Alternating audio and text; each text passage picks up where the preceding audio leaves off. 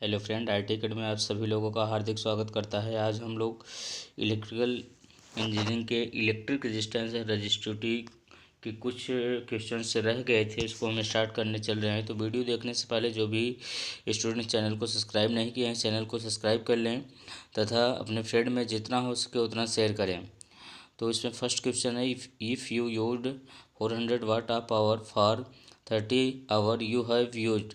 कह रहा है यह 400 वाट की पावर को 30 घंटे तक उपयोग करने पर कुल ऊर्जा खपत होगी। तो यहाँ पे आपको ऊर्जा कैलकुलेट करना है। तो सबसे पहले फ्रेंड दिया क्या क्या है, पी आपका दिया है 400 वाट और टी आपका दिया है 30 आवर। कैलकुलेट क्या करना है, ऊर्जा डब्लू कैलकुलेट करना है। फार्मूला हम जानते हैं, पी बराबर क्या होता है, शक्ति बराबर क्या होता है, पी बराबर W/T। डब्लू यहाँ पे वर्क यानी कार्य है और टी हमारा समय है। अगर डब्लू निकालेंगे तो क्या हो जाएगा, P/T। पी की वैल्यू है 400 गुणे टी की वैल्यू क्या है 30। तो इससे अगर हम कैलकुलेट कर लेंगे तो हो जाएगा 12,000। इसको स्टैंडर्ड फॉर्म में अगर लिखेंगे तो हो जाएगा 12 × 10⁻³ इसको हम किलो वाट लिख सकते हैं तो हो जाएगा 12 किलो वाट घंटा। ये आपका ऊर्जा की यूनिट देखिए फ्रेंड, जूल भी होता है अथवा किलोवाट घंटा भी होता है। तो ऑप्शन नंबर आपका करेक्ट हो जाएगा। तो आपका ऑप्शन हो जाएगा D. Next question friend, A current of 1/4 ampere में बी रिटेन इज। देखते हैं फ्रेंड, कह रहा है एक क्वार्टर का मतलब होता है फ्रेंड, पहले समझिए क्वार्टर क्या होता है। क्वार्टर का मतलब होता है 1/4 यानी चौथाई भाग। 1/4 एम्पियर करंट को कैसे लिखा जा सकता है, इसको हम 0.25 एम्पियर भी लिख सकते हैं। 0.25 एम्पियर अगर इसमें मान लीजिए 1000 का गुणा कर दीजिए और 1000 का भाग दे दीजिए तो ये हो जाएगा आपका 250। ऊपर चला जाएगा 10⁻³ हो जाएगा। 10⁻³ को हम मिली एम्पियर लिख सकते हैं तो हो जाएगा 250 मिली एम्पियर।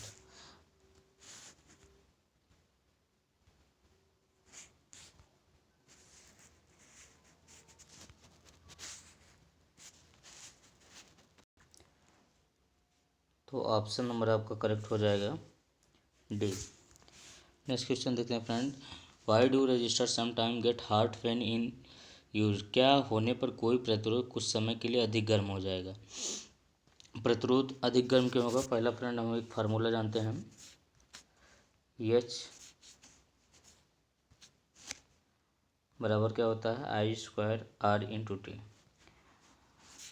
तो यहाँ पे क्या होता है कि सम इलेक्ट्रिकल एनर्जी, जैसे मान लीजिए कोई हमारा रेजिस्टेंस है, इसमें अगर करंट फुल रहा है तो यहाँ पे हमारा करंट क्या होगा कि एक एनर्जी से दूसरी एनर्जी में कन्वर्ट हो जाएगा, धीरे धीरे क्या होगा हीट में कन्वर्ट होने लगेगा। तो वही कह रहा है कि ऑप्शन नंबर सी देखिए, ऑप्शन सी सही होगा, some electrical energy passing through them is lost as heat. तो इसका आंसर ये हो जाएगा। नेक्स्ट क्वेश्चन है, the reciprocal of resistance is. Resistance का प्रतिरोध का उल्टा या समानुपाती नहीं, उल्टा क्या होगा, तो हो जाएगा रेजिस्टेंस का उल्टा आपका क्या होता है कंडक्टेंस जी। तो ऑप्शन क्या हो जाएगा, ए करेक्ट हो जाएगा। Next question friend, a resistor is in a circuit become very hot and start to burn, this is because the resistor is dissipating too much. कह रहा है किसी परिपथ में लगे प्रतिरोध अधिक गर्म तथा जल जाता है क्योंकि प्रतिरोध में अत्यधिक व्यय होता है। प्रतिरोध में अत्यधिक व्यय क्या होता है फ्रेंड, शक्ति। तो आंसर क्या हो जाएगा आपका फ्रेंड, ऑप्शन नंबर डी। यहाँ पे कुछ स्टैंडर्ड चीज़ों के बारे में जानते हैं, जैसे पूछ लेता है वोल्टेज की यूनिट क्या है फ्रेंड, वोल्टेज की यूनिट क्या होता है, वोल्ट होता है। रेजिस्टेंस की यूनिट क्या होता है, ओम होता है। पावर की यूनिट क्या होता है, वाट होता है। करंट की यूनिट क्या होता है, एम्पियर होता है।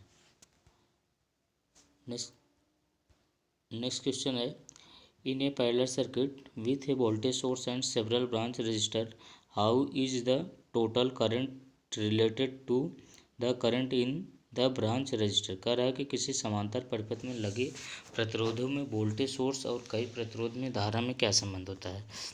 तो देखते हैं फ्रेंड,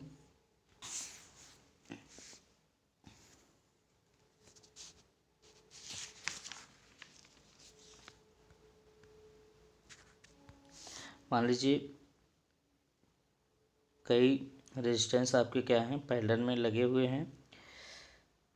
मान लीजिए हमारी बैटरी हुई, यहाँ से करंट हमारा आई चला, मान लीजिए R1 है, R2 है, R3 है। तो पैरेलल में क्या होता है फ्रेंड, करंट डिवाइड हो जाता है। I1 इसमें फ्लो करेगा, I2 इसमें फ्लो करेगा, I3 इसमें। तो ये पूरा जो करंट आएगा इस सब का सम यहाँ पे एंटर करेगा। तो यहाँ पे ऑप्शन आपका क्या हो जाएगा, करेक्ट हो जाएगा। First, it equal the sum of the branch current through each resistor. Next question है, three element having conductance G1, G2 and G3 are connected in parallel, their combined conductance will be. तो देखते हैं friend, यहाँ पे हमने पीछे भी देखा है, या फिर से देख लेते हैं। अगर मान लीजिए हमारे तीन कंडक्टेंस या चार जो भी कंडक्टर्स है आपके पैरेलल में लगे हुए हैं, तो अगर इसका हम टोटल कंडक्टेंस निकालेंगे तो Gt बराबर सिंपली ऐड हो जाएगा G1 G plus G2 plus G3। तो इसका ऑप्शन नंबर हो जाएगा आपका D. Next question friend, which of the following circuit configuration has the same amount of voltage drop across each of component. तो देखते हैं, देखिए फ्रेंड होता क्या है कि अगर मान लीजिए हमारे कई समांतर में अगर आपके रेजिस्टेंस लगे हैं, R1 है, R2 है, ये आपका V है, तो समांतर में देख रहे हैं कि करंट क्या हो रहा है कि अलग अलग फ्लो कर रहा है। यहाँ से आई गया लेकिन दो भागों में क्या हुआ, विभाजित हो गया। लेकिन समांतर में जो वोल्टेज ड्रॉप यहाँ का होगा वही वोल्टेज R2 के क्रॉस, वही वोल्टेज R1 के क्रॉस, यानी V बराबर क्या होगा, I इंटू R1 बराबर I इंटू R2। यानी नोट में लिख सकते हैं, पैरेलल में हमारा क्या होता है कि वोल्टेज सेम होता है। नेक्स्ट हम देखते हैं सीरीज के लिए। सीरीज में क्या होता है, R1 है, R2 है, यहाँ पे V है, यहाँ पे एक वायर है। एक वायर में हम जानते हैं कि एक ही करंट फ्लो करती है, तो वही R1 में भी फ्लो करेगा, R2 में भी फ्लो करेगा, वही आपका इससे सर्किट कंप्लीट हो जाएगा। तो यहाँ पे सीरीज में क्या होता है कि करंट सेम होता है लेकिन वोल्टेज क्या होता है, डिफरेंट होता है। तो इसमें ऑप्शन नंबर क्या हो जाएगा, करेक्ट ऑप्शन आपका हो जाएगा ए। नेक्स्ट क्वेश्चन है, if a resistor suddenly decreases in value, resistance decreases, what will happen to current through the resistance. चूँकि हम जानते हैं फार्मूला होता है, ओम का नियम होता है, V बराबर आई इंटू आर। अगर यहाँ से आई की वैल्यू निकालेंगे तो आई बराबर V अपान आर। अगर आई देखेंगे, आर का क्या होता है, इन्वर्सिबल प्रोपोर्शनल होता है। कह रहा है कि आर की वैल्यू अगर हम घटाएंगे तो आई की वैल्यू क्या होगा, बढ़ेगा। तो ऑप्शन नंबर करेक्ट हो जाएगा ए। नेक्स्ट क्वेश्चन कह रहा है कि what is the applied voltage on a circuit in which 0.5 ampere is flowing and 10 watt is generated. किसी परिपथ में 0.5 एम्पियर की धारा और वाट की शक्ति जनरेट हो रही है, तब सप्लाई वोल्टेज क्या होगी। तो देखते हैं फ्रेंड, सबसे पहले क्वेश्चन में क्या क्या दिया है। क्वेश्चन में आपका आई का मान दिया है 0.5 एम्पियर, पी का मान दिया है 10 वाट, और आपको कैलकुलेट क्या करना है, वी कैलकुलेट करना है। फार्मूला हम जानते हैं, पी बराबर क्या होता है, V into I square R, V square by R. ये सारे फार्मूले आप याद रखिएगा, अपने नोट्स में लिख लीजिएगा इसको। तो यहाँ से अगर वी की वैल्यू निकालेंगे, पी अपान आई हो जाएगा। पी की वैल्यू आपका 10 है, आई की वैल्यू है 0.5, इसे कैलकुलेट कर लेंगे तो आ जाएगा 20 वोल्ट, आंसर हो जाएगा। तो ऑप्शन नंबर आपका हो जाएगा सी। नेक्स्ट क्वेश्चन है, 4 wire of same material, same cross section area and the same length when connected in parallel give effective resistance of 0.25 ohm. If these 4 wire are connected in series then the effective resistance will be. कह रहा है किसी 4 तार का समान पदार्थ, समान cross section area, समान लंबाई के हैं, तब इनको समांतर में जोड़ने पर इनका स्पेसिफिक विशिष्ट प्रतिरोध 0.25 ओम है। तो इन तारों को सीरीज में जोड़ने पर विशिष्ट प्रतिरोध कितना होगा। तो देखते हैं फ्रेंड, कह रहा है कि 4 हमारे वायर्स हैं, चारों आपके क्या हैं कि समांतर में जुड़े हुए हैं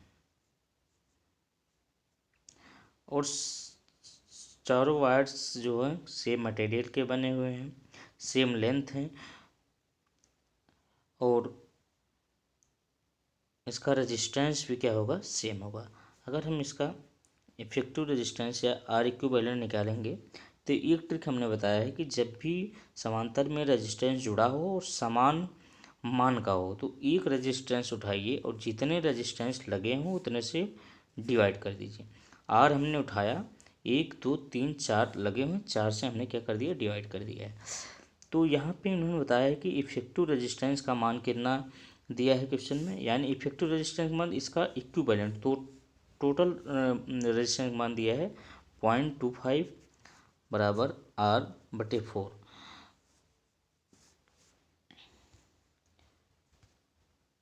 R/4।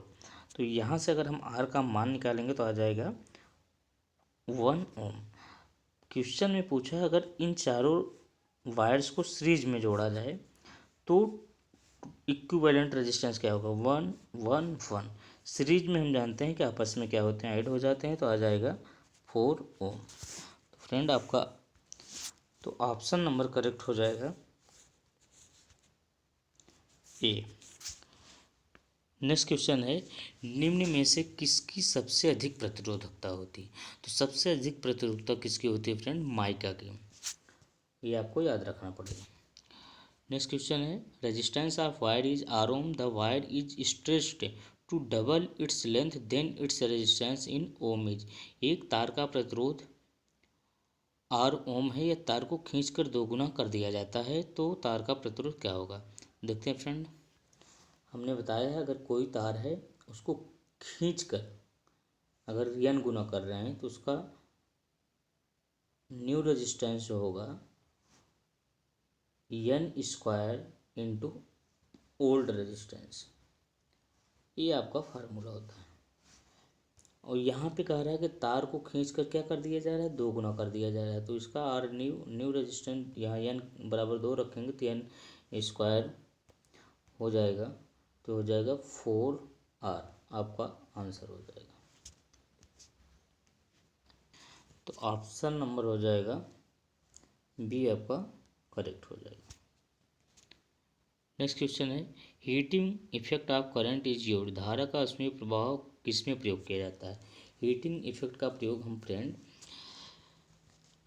एमीटर तथा वोल्टमीटर दोनों में करते हैं। ऑप्शन नंबर सी हो जाएगा।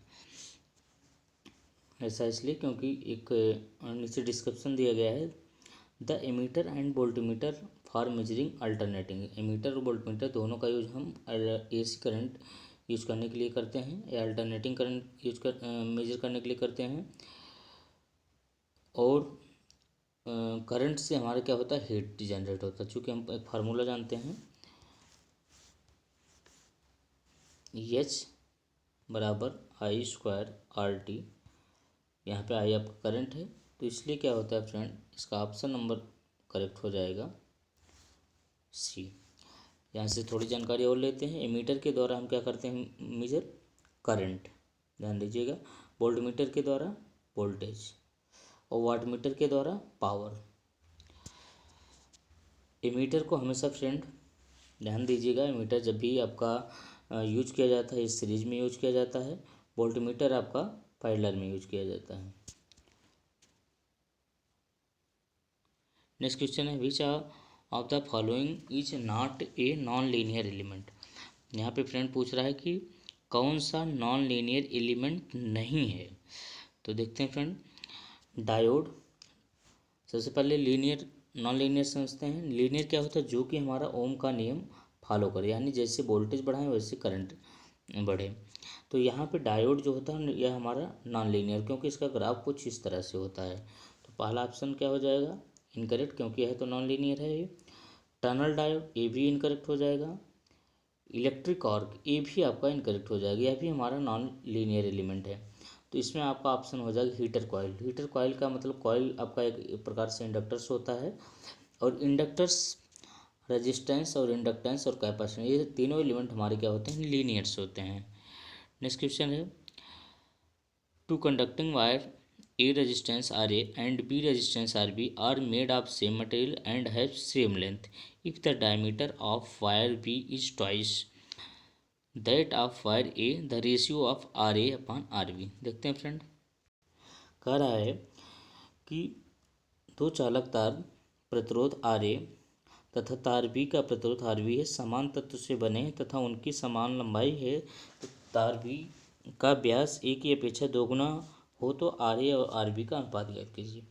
चूँकि फ्रेंड हम आर बराबर जानते हैं रो एल बाई ए। यहाँ पे दो मटेरियल्स दिया है, मान लीजिए एक वायर है एक ये है।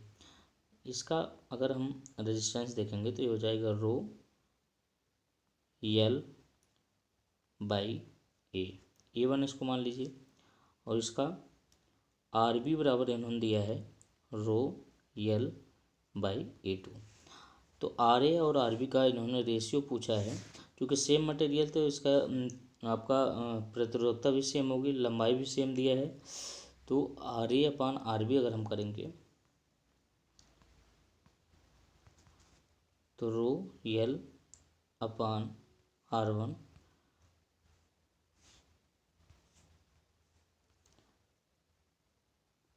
Rho L upon R two, इसको और कैलकुलेट करेंगे तो आपका आ जाएगा आर ए अपान आर बी बराबर, और रोयल रोयल कैंसिल हो जाएगा, तो यहाँ पे आपका R two upon R two नहीं होगा, यहाँ पे ए टू अपान ए वन, ये आपका रेशियो आ जाएगा। चूँकि फ्रेंड देखिए ए टू क्या होगा, क्योंकि वायर है, वायर का अगर हम एरिया निकालेंगे तो आ जाएगा pi r two square upon pi r one square, pi से पाई कैंसिल हो जाएगा। तो यहाँ पे एक रिलेशन आएगा आर ए अपान आर बी बराबर आ जाएगा R two upon R one का होल स्क्वायर। चूँकि डायमीटर की बात कर रहे हैं, डायमीटर डी बराबर क्या होता है? टू आर अगर हम रख देंगे या आर बराबर अगर हम डी रख देंगे तो हो जाएगा क्या? डी बाई टू अगर रख देंगे तो यहाँ पे टू से कैंसिल हो जाएगा। तो सेम आपका आर ए अपान आर बी बराबर d two upon d one का क्या हो जाएगा? Whole square. तो यहाँ पे कह रहा है दो गुना, दो गुना का मतलब क्या हो गया? डी टू हमारा दो गुना हो, यानी टू डी अपान डी का होल स्क्वायर, डी से डी कैंसिल हो जाएगा, टू का स्क्वायर कर देंगे फोर हो जाएगा। तो यहाँ पे क्या हो जाएगा आपका फ्रेंड? आर ए की वैल्यू अगर निकालेंगे तो 4 × आर बी हो जाएगा।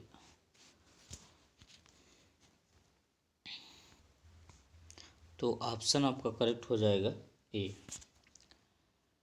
Next question, which has a higher resistance a 2 kilowatt electric heater और 200 watt filament, both marked for 230 volt. देखते हैं फ्रेंड, आर बराबर होता है या पी बराबर होता है हमारा वी स्क्वायर बाई आर, यानी आर और पी क्या होते हैं? इन्वर्सली प्रोपोर्शनल होते हैं। तो कहने का मतलब अगर जिसका पावर अधिक होगा उसका रेजिस्टेंस कम होगा, बात समझ रहे हैं? तो यहाँ पे क्या हो जाएगा कि 2 किलोवाट अधिक है तो इसका रेजिस्टेंस कम होगा। पूछा हाई रेजिस्टेंस कितना हो, 200 वाट कम है, तो 200 वाट आपका आंसर करेक्ट हो जाएगा, option A correct. Next question है, A resistance thermometer has a temperature coefficient of resistance 10 power 3 per degree and its resistance at 0 degrees centigrade is 1 ohm. At what temperature is its resistance 1.1 ohm. एक resistance का thermometer का temperature coefficient दिया है 10⁻³ पर degree और 0 degree centigrade पर इसका प्रतिरोध 1 ओम है। तो किस तापमान पर इसका प्रतिरोध 1.1 ओम होगा। देखते हैं फ्रेंड, सबसे पहले क्या क्या दिया है उसको लिख लेते हैं। दिया है ये resistance thermometer has temperature coefficient of resistance 10⁻³ यानी ये आपका एल्फा का मान दिया है 10⁻³ पर डिग्री सेंटीग्रेड। ठीक, सेकंड दिया है 0 डिग्री सेंटीग्रेड पे R0 का मान दिया है इन्होंने 1 ओम। एट वाट टेम्परेचर टी का मान इन्होंने पूछा हुआ है और RT का मान इन्होंने दिया है 1.1 ओम। तो देखते हैं फ्रेंड, एक फार्मूला हम जानते हैं RT बराबर होता है R0 into 1 plus alpha T. इस फार्मूले को आपको याद रखना पड़ेगा। RT की वैल्यू दिया है 1.1, R0 की वैल्यू दिया है 1 और एल्फा की वैल्यू इन्होंने दिया है 10⁻³ इंटू टी का मान आपको कैलकुलेट करना है। तो इसको हम अगर कैलकुलेट करेंगे फ्रेंड तो आपका आ जाएगा 1 प्लस 10⁻³ टी। इधर ले आएंगे तो यहाँ पर आ जाएगा 0.1 10⁻³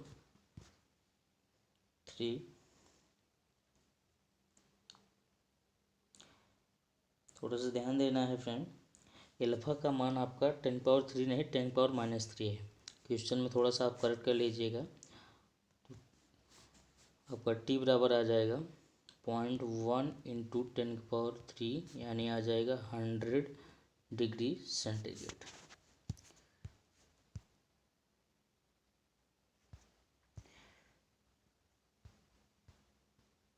इसका आंसर हो जाएगा फ्रेंड बी। नेक्स्ट क्वेश्चन है ये 440 वोल्ट 6 वोल्ट 50